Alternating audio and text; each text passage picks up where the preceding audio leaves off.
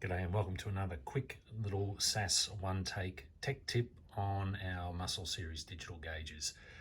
If you've been programming your gauge, or you turn on your gauge and you find that it is doing something similar to this, then you've inadvertently programmed the gauge into what's known as a display mode. So this is a mode that we have for the gauges just as a counter display to show the full realm of the gauge tweaking and twisting and turning and carrying on. The problem is it's a bit of a bugger to try and get out of this programming phase. So I've got this one just set up in a quick test mode, and this is the remote programming button. You can also use the little D10 button on the back of the gauge.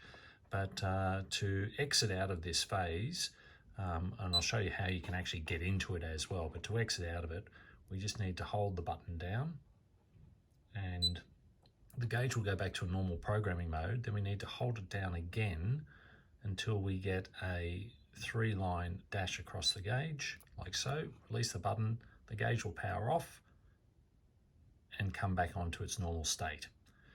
Now, the way that you can actually inadvertently get into this programming mode or into this display mode, and it's a bit ambiguous because one of the functions, in fact, the first function on the programming guide, is to clear out the peak reading of the gauge. And you do that by actually holding the button on, which is fine. But if you hold the button on again to perhaps move to the next phase, or thinking that it will get you out of the gauge programming, what it's actually doing is turning the gauge into its display mode.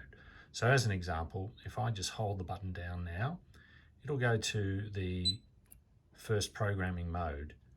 And if there was a peak reading setting, it would also clear that out. If I now hold the button down again, it's actually just exited out of that programming. So I'll go in and I'll hold it down again.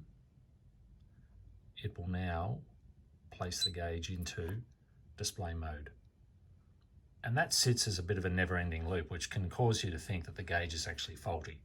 So even if I power off the unit, turn the ignition off, for example, in the vehicle, and power it back on, programmatically the gauge is still stuck in that display mode.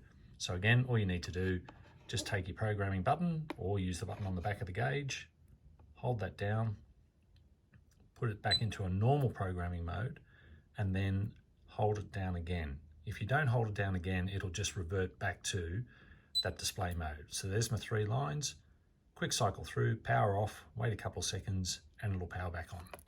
Okay, hope that clears it up. Sorry for the confusion if there's any, and thanks for supporting SAAS products. Cheers.